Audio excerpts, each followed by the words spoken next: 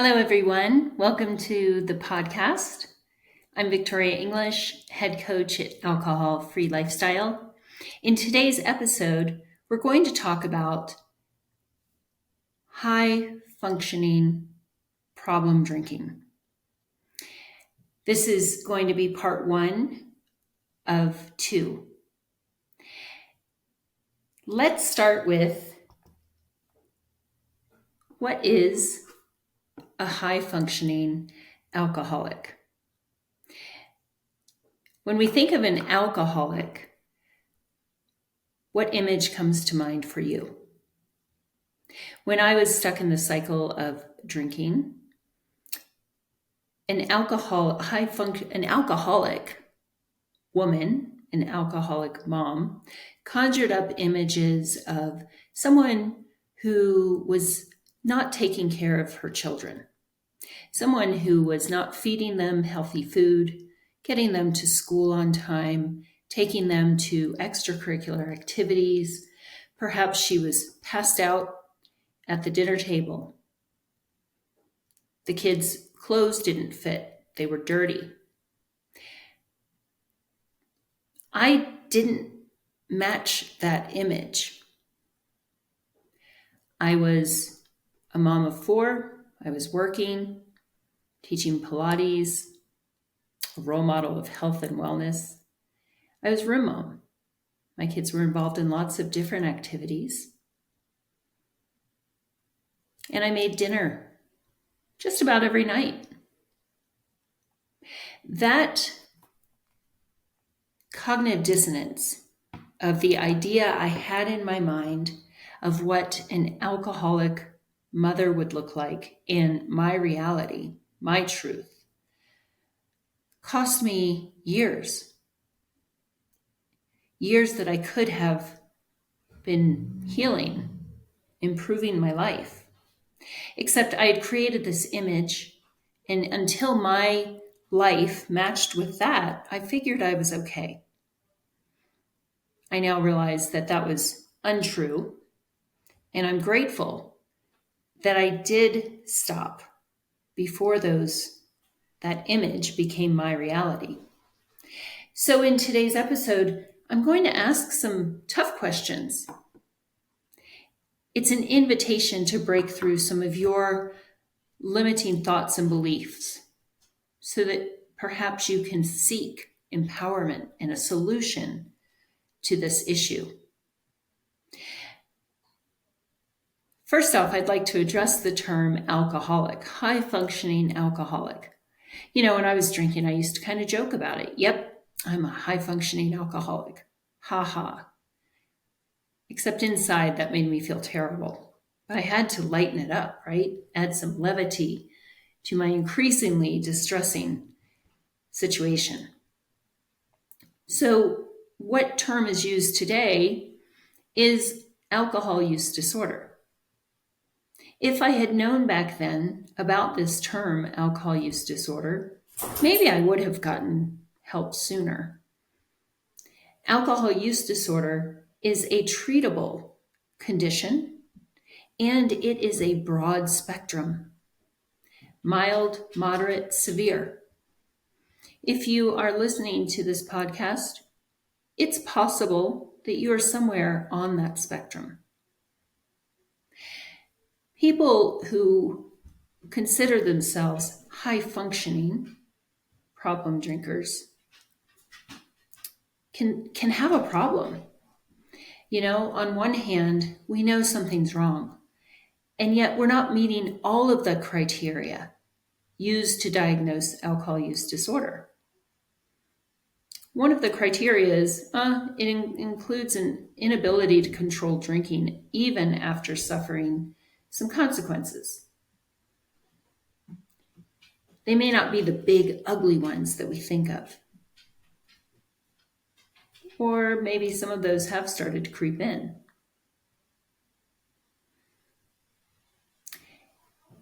The issue with people who are high functioning is that we have a lot of things to prop us up, prop up our claim that we're fine.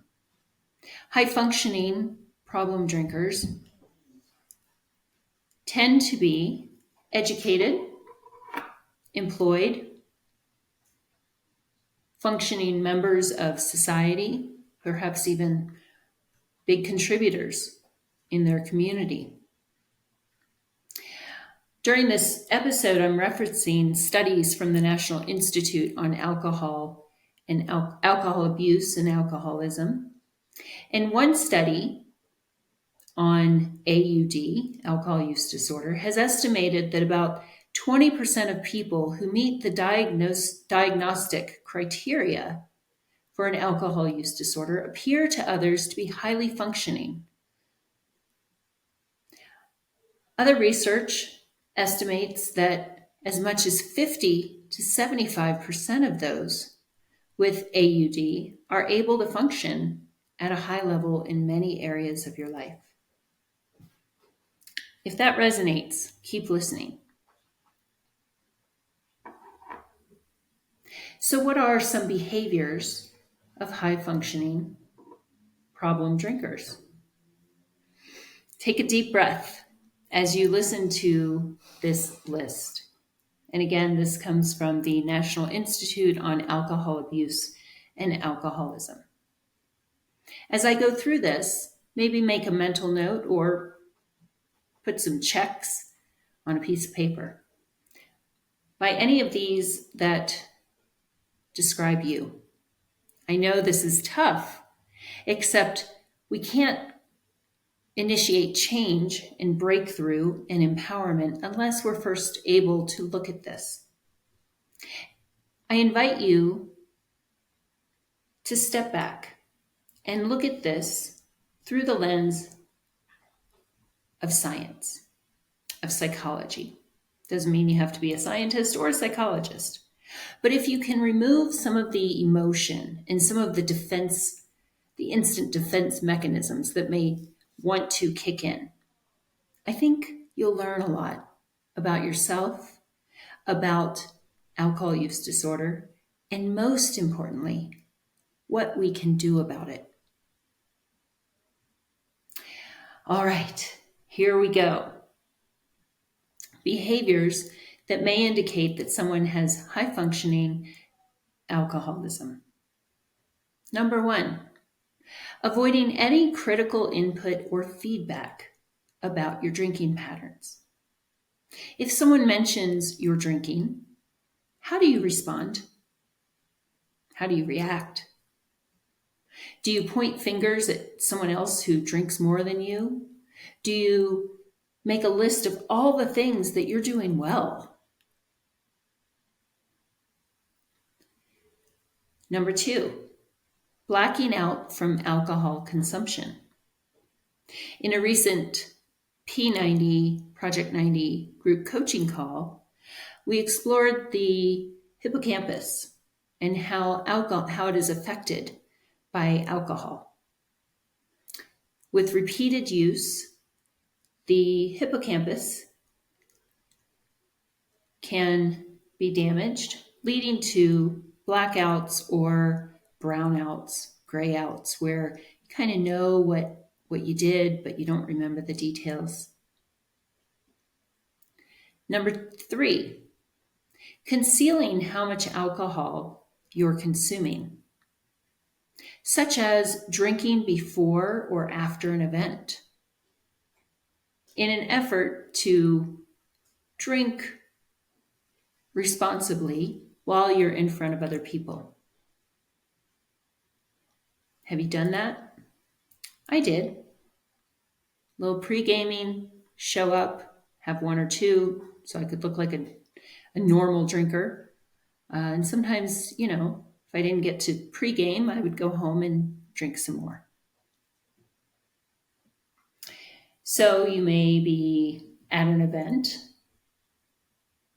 where alcohol isn't served, or you told the people you're with that you wouldn't drink, and so you may sneak a drink. You may take some in your bag. You may make a walkabout through the event and grab a drink from the bartender when you think no one is looking. This may also include drinking by yourself. It could also include hiding alcohol around the house. Number 4, continuing to drink even if it has caused or worsened physical or mental health problems. Alcohol is tricky. It's very insidious. And so we may not recognize the toll it's taking on us day by day. But if we look back a few years ago, maybe, and we look at where our mental and physical health were, do you see a decline? Maybe you're still exercising. That's very common amongst people with high functioning alcohol use disorder. They're still working out. Are you making gains? Are you making strides in your physical health? How about your mental health? Are you finding that you feel low quite a bit?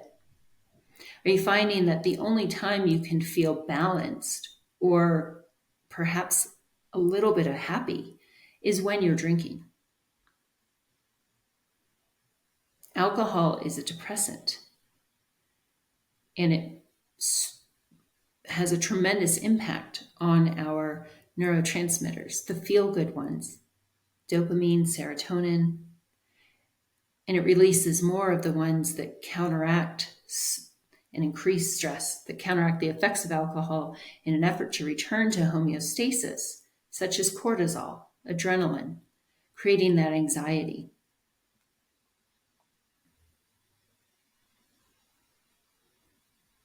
Number 5, denial of a drinking problem because of a lack of severe consequences.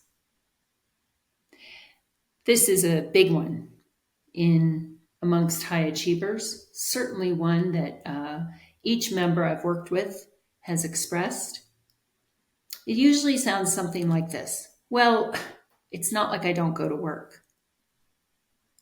It's not like I don't go to my kids' activities. It's not like I'm falling down all the time. It's not like.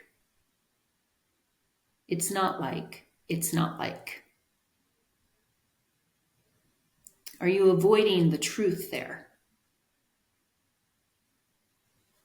It's okay. I get it.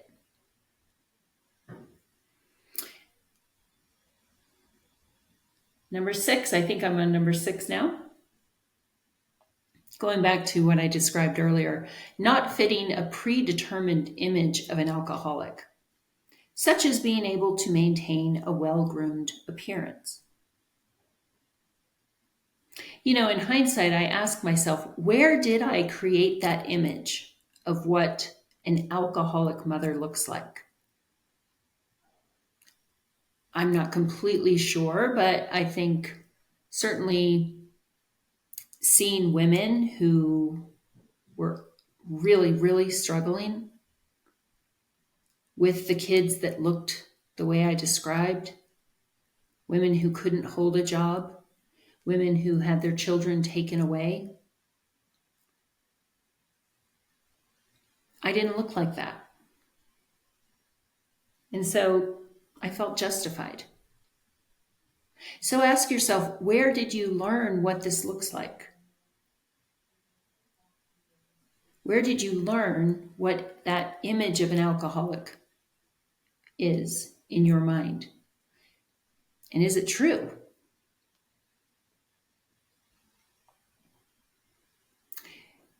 Number 7, drinking a large amount of alcohol and not appearing intoxicated. Oof, this is a big one. That's called functional tolerance. And no, it's not because you're Irish or German or Scandinavian, although that is a component, and I'll get to that in a moment. Functional tolerance is your ability to ingest large amounts and still function. So when I described a brownout, I would wake up the next morning and the dishwasher had been emptied, lunches had been packed, kitchen had been cleaned up. I had washed my face. I was in pajamas. And I could remember glimpses of it. I couldn't recall all of the details. And my kids knew me well enough to know if I'd been drinking, but often I would interact with people and have full on conversations. That's functional tolerance. Now, I am of German and Irish descent, and I used to joke about that. I was built to drink. Well, to some extent, that may be true. People of European descent tend to have more alcohol dehydrogenase. That's an enzyme that helps convert alcohol, helps metabolize it. Yeah, other people of perhaps Asian descent, they actually have to work to develop an alcohol problem because they flush. They have a response that makes them feel uncomfortable when they ingest alcohol, like a histamine response. And sometimes we've had members who've told me they've taken an antihistamine before drinking so that they could get their buzz. So it can happen, but yeah, if you're of that ancestry, you may have more alcohol dehydrogenase, making it easy for you to metabolize and like alcohol and fall into that cycle. The thing is, your liver, your body, your brain, it's trying to deal with all that alcohol. And so my liver was stressed. My brain was completely out of whack. Functional tolerance. Another one, drinking at lunchtime. I don't know if culturally it's as common to drink at lunchtime as it used to be, say back in the Mad Men era. We've all seen that. But in truth, is drinking at lunchtime good for you? Or is it possible that you are feeding the craving? Right? We wake up in the morning, we feel lousy, not going to drink today. Around lunchtime, or maybe a little later for you, 3 o'clock or so, it's coming on strong. Your brain is crying out for it. And so if you're like me, you're not swigging out of some flask. You're sitting at a sophisticated restaurant having a classy cocktail or a classy drink, 2 drinks, 3 drinks, to take the edge off that craving. Next one, I admit I've kind of lost count now. Drinking in situations that can be dangerous, such as before driving. That's an obvious one. There's not a person here that when they are not drinking would say, yeah, I like drinking and driving. But many of us did it, or you're doing it. That's the effect of the alcohol. Your prefrontal cortex, your rational part of your brain, your reasoning part of your brain is compromised. And so suddenly it seems like an all right idea. You would never do that in your right mind. But we do things like that. Also, when you think about it, if you're taking care of others, is it a good idea to be compromised at all? No. What if there's an emergency? Are you equipped to care for your child, your aging parent? Would you be safe driving them to urgent care or the ER? Heaven forbid. No. And so in your right mind, you wouldn't do that. Drinking as a reward for doing a good job or to cope with stress. Now, these are 2 big ones. Our Project 90 community is made up of high-achieving, high-performing individuals. Their jobs are no joke. They deal with a lot. They are the problem solvers, the trailblazers. They're the ones taking care of things and creating. And that's not easy.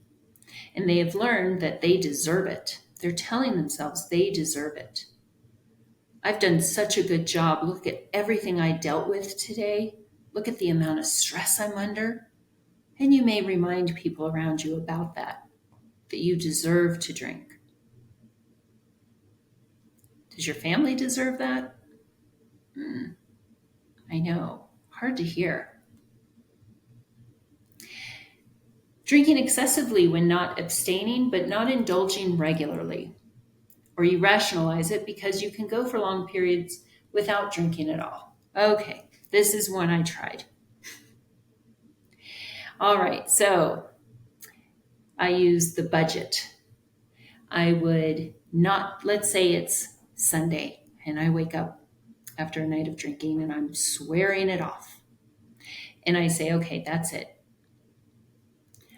I didn't drink, I'm not going to drink Monday. I'm on a roll. I'm not going to drink Tuesday because I'm committed. On Wednesday, it gets a little bit harder.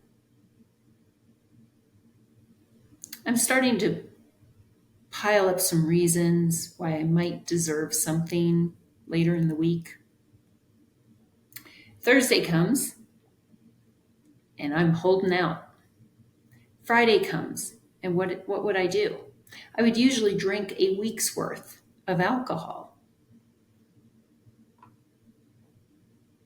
See where I'm going with this? Now, I used to be able to do that for weeks, sometimes months at a time. As I continued down the path of alcohol use disorder, those weeks felt really long. And sometimes I didn't make it to Friday anymore. Maybe I'd make it to Thursday and say, wow, I've done such a good job.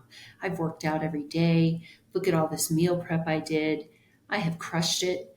And Thursday seems like a good time to just dip my toe in the water, have a couple, and then really go for it on Friday. Eek! I get it. Cravings. Do you have a strong urge to drink? Do you feel like I need a drink? People without an alcohol issue don't experience those things. People without a drinking issue don't dwell on alcohol every day, every other day. It's kind of like cookies. I don't dwell on cookies. I don't think about them every day. I don't wonder, when can I have a cookie? Because I didn't have an addiction to cookies. Alcohol is a drug.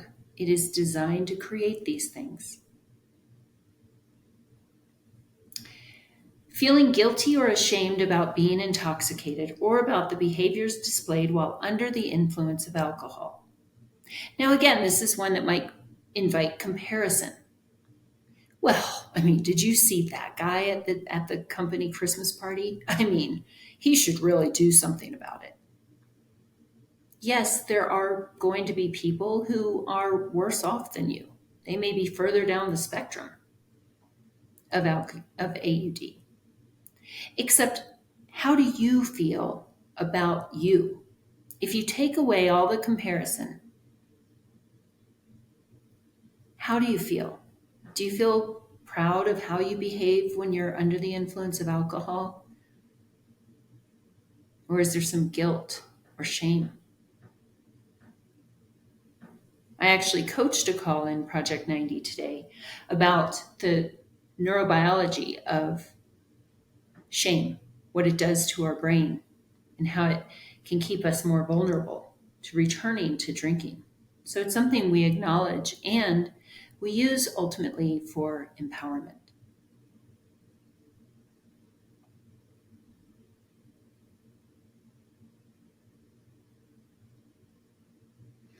Feeling an overwhelming urge to finish drinks, even if they are someone else's.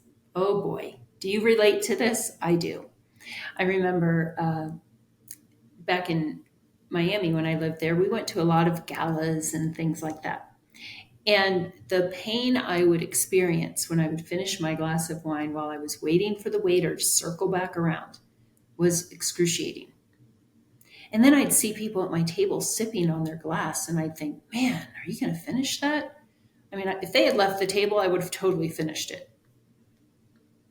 That is not regular behavior. And it's okay, guys. This is not a reflection on who we are as people. This is the drug.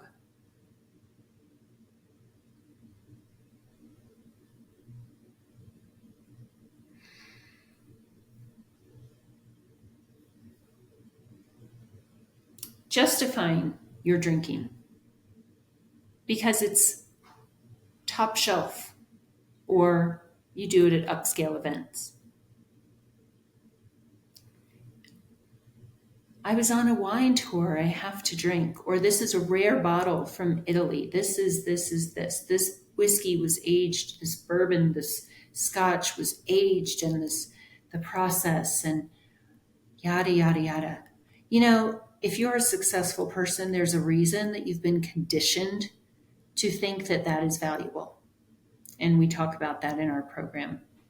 But the stuff in that aged scotch is the exact same chemical makeup as the stuff that you see the poor souls drinking out of a brown paper bag. It is the same.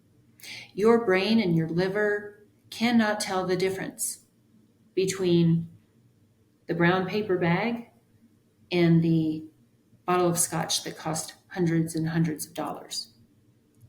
It doesn't care about the history of the wine, how it was made, how rare it is. And I understand why you use that as justification, because I did too.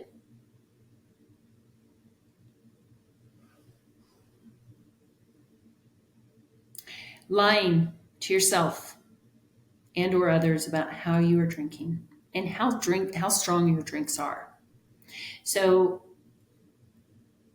a drink is measured by the CDC as 1 12-ounce beer, 1.5 ounces of liquor,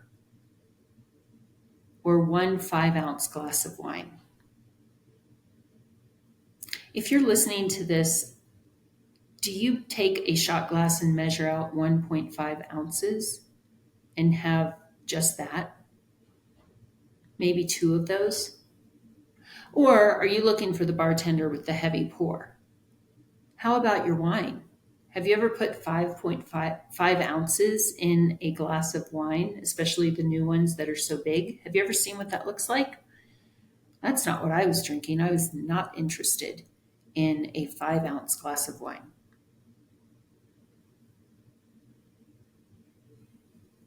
And certainly if I made myself a mixed drink, no one was seeing how much vodka was going in there.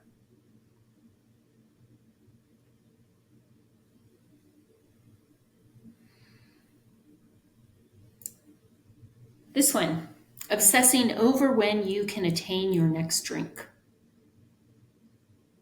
You guys feel that? Mm-hmm. You are at an event and like, how much longer? How long till the waiter comes back around, like I described at the gala?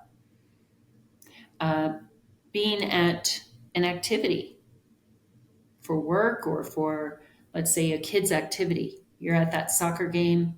Oh my gosh, it's going into overtime. This is going to interfere. I'm not going to be home for another hour. Yikes.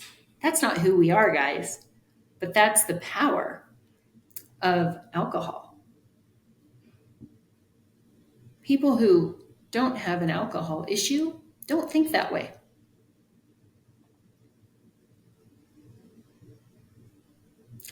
And then this can be one of the trickiest ones. Remaining well known for doing an exceptional job at work, despite your excessive alcohol use, which may or may not be causing problems in other areas of your life.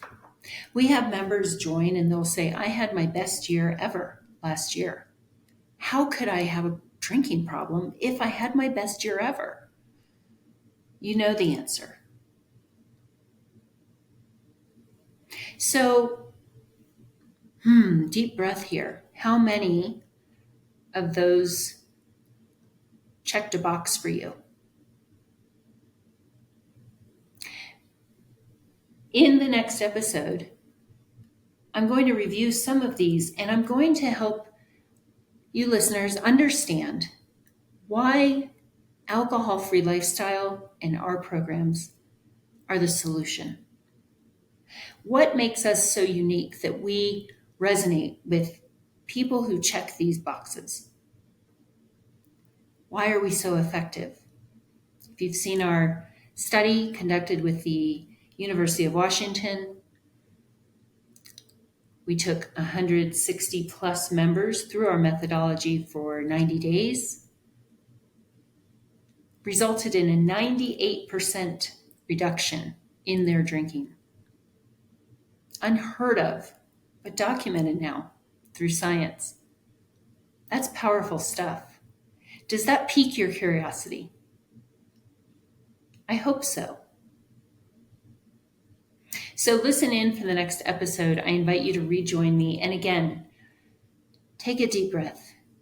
Recognize that this is alcohol doing what it's designed to do. If you're listening to this podcast, you are not the person that alcohol is telling you you are. There is something far better on the other side. And it starts possibly with us. Until next time, thanks for listening. Take good care, and I'll see you on the next episode.